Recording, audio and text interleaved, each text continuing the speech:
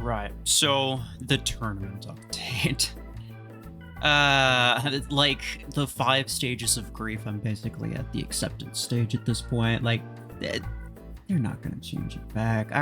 Everyone already knows that. So it's a matter of like you play it anyway because you get some A coins, or you just don't bother playing it at all. There will definitely be some days where I don't bother playing it at all.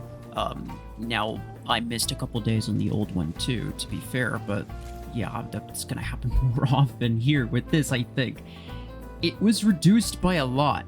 It was changed by... It's kind of garbage now. It's kind of really garbage in terms of rewards. And there was a few things that they didn't mention that they added to it that I really, really, really dislike. Primarily, the reward scaling. So it used to be, right? And I'm just gonna have random tournament gameplay from yesterday as background, like B-roll, right? But it used to be that the top place on the winning team got the full reward, you know, whatever the max battle reward was, right? They got the full reward. The second place on the winning team got 10% less, and then 20% less, and then 30% less, and so on and so on, right? Then you know, even if you lost, you would get some rewards. You just get a significantly less. You get at most half, right? That was not too bad. But the way that they've done it now is, first off, the people who lose get nothing. So regardless of how hard you try, you don't get any reward, period, if you don't win. Which is... I don't like that, but, you know, so long as the average A-coins stays the same, I think in concept, that specific part, I don't necessarily mind, because it does put, you know, victory above all else. Except... they shot themselves in the foot and actually did the exact opposite of what that's supposed to do. Because in terms of the new scaling, instead of being 10% reduction for every place down, the top person gets the full reward on the winning team. The second person on the winning team gets 50%. Less than 50% in some cases. What? Excuse me? You know what that means, right? Of course. You understand the implications of that. The implications of that is that it's worth purposely screwing your team over for you to get top placement, even if you win half as much. Like, even if you only end up winning half as much as you otherwise would have, you still end up with more rewards if you purposely screw your team over in order to give yourself the top place. That's bullshit. Like, nothing should be like that. This is a team-based game. They're actively encouraging people to play as non-team oriented as possible. This means people are going to go specifically for, you know, the really easy beacons. They're not going to push tough targets. They're going to camp places and get as many easy kills and get as many kill steals as they possibly can, because that just gets you points. And points gets you placements, and the top placement is what really counts, because you get basically nothing if you're in second. You get even less if you're in third. You get like 25% of what's listed if you get just for being in third. I don't even know what the other placements are. It's like 10%, 5% or something ridiculous like that. You get basically nothing unless you come on top of a winning team. Not only do you have to win, you have to be on the top. I think fundamentally this really, really discourages team play, and this is why I actually am okay with the losing team not getting anything, because again, it encourages team play. It promotes the idea that there is only one thing primarily that matters. It's not just do the best that you can, yada yada yada. You have to work with your team in order to win. Now, does it suck when you pull all of the weight and your teammates do nothing, and you know, they get basically the same amount of reward as you? Yeah, sure, but I think it sucks more to have people competing with you. So maybe some amount of small scaling is okay. I didn't dislike the scaling that they had previously, but even if they made it all the same, I really wouldn't complain, because I think, again, primarily the goal should be primarily just to win the match. Because let's be honest, being in the bottom 2 placements on a winning team is basically the same as if you lost. You don't get anything. You get essentially nothing. And so that's really stupid. The percent scaling is so garbage.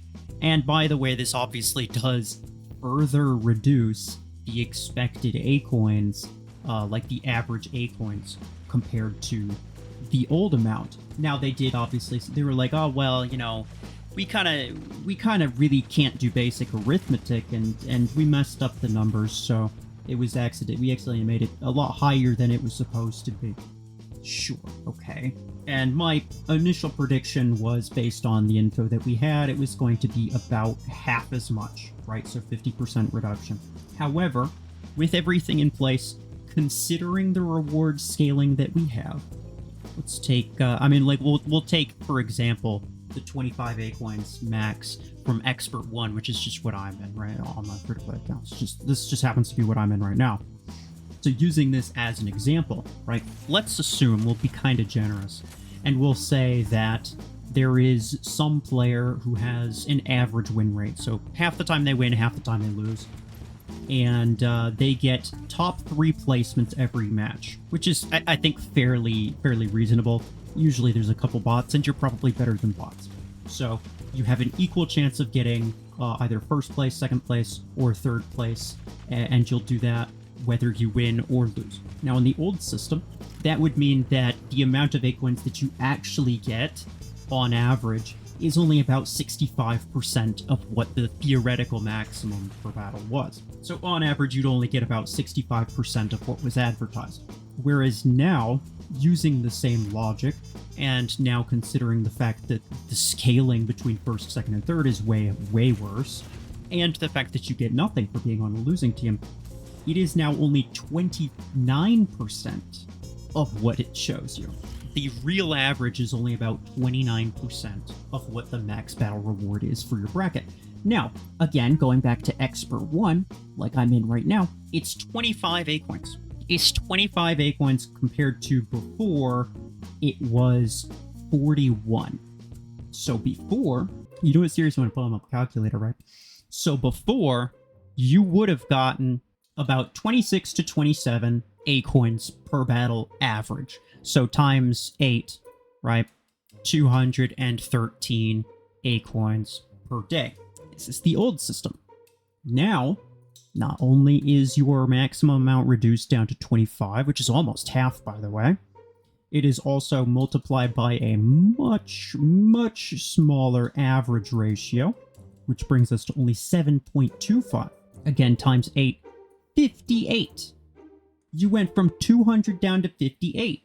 Dividing this by 213, and we can see it's about 27% of what it used to be. So they essentially knocked the average rewards per day down by over 70%. Over 70%. It's a lot more than what I was originally expecting. Now, again, like I said in the original video, when I was talking about the announcement, you know, it's acceptable for them to reduce it by a little bit.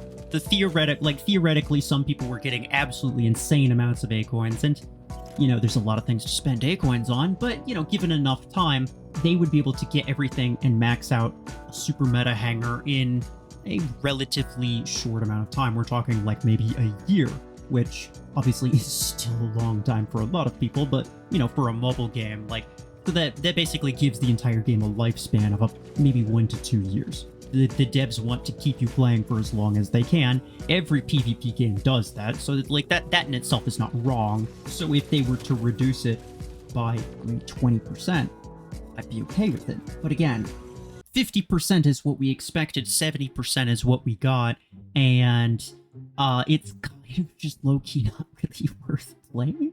It's kind of low-key, it's kind of not really worth playing. What we just calculated, what, 58? I'm gonna get 58 Acoins per day? Dog, I'll get more by finishing my damn weekly tasks. It's ridiculous.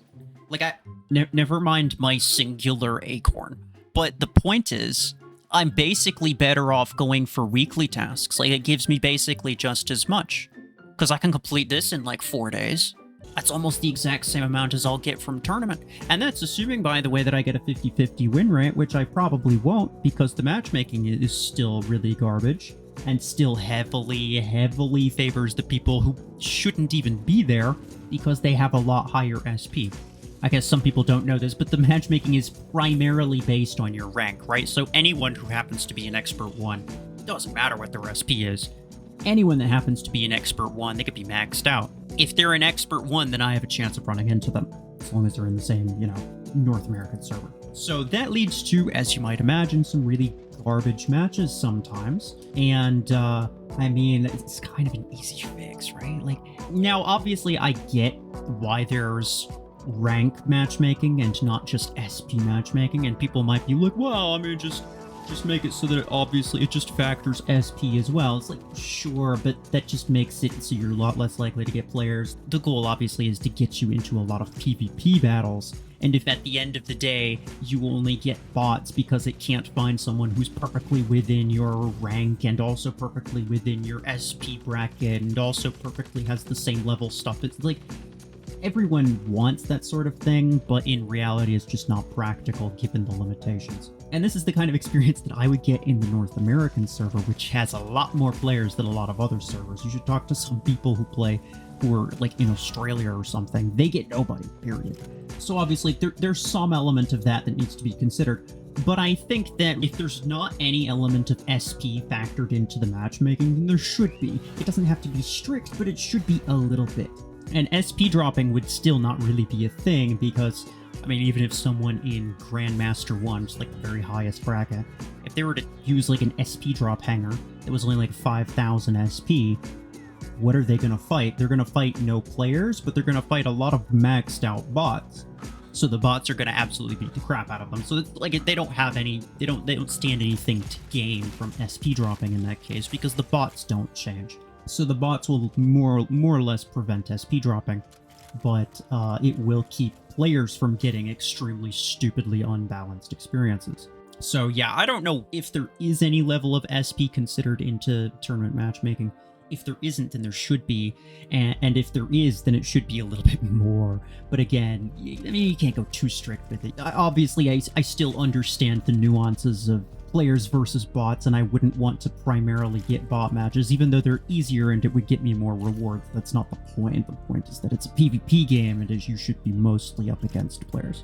But yeah, I mean, that's just a bit of a random, stupid rant that I had. And I have to say, bro, going back to what I said in my original video when I was talking about the announcement that they made, the problem is not even so much the amount. If this was the way that it worked right from the start, I don't even think people would have a huge problem. Because keep in mind, 58 A-coins per day is what I'm getting right now, basically. Whereas the old tournament system, you only got A-coins if you were in the top 6. Which, for really low brackets was easy, but for the high ones wasn't really going to happen.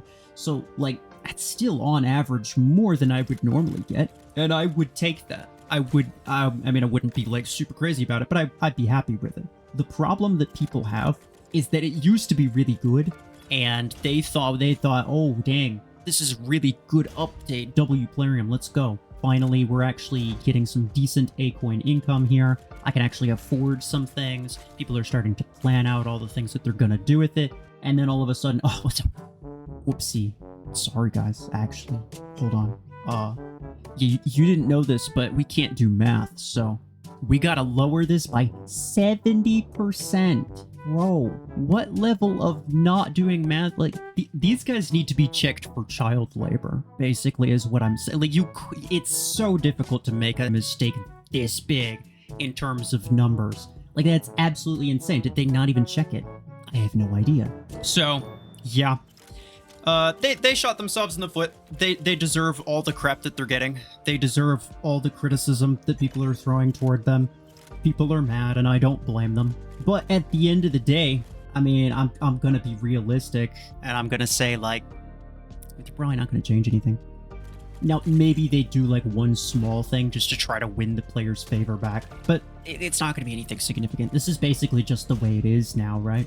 I'm not saying that you can't or shouldn't complain about stuff. It's completely understandable, but I think, to some extent, you kind of waste your time if the extent of your feedback is, why don't you just revert the thing that you just did?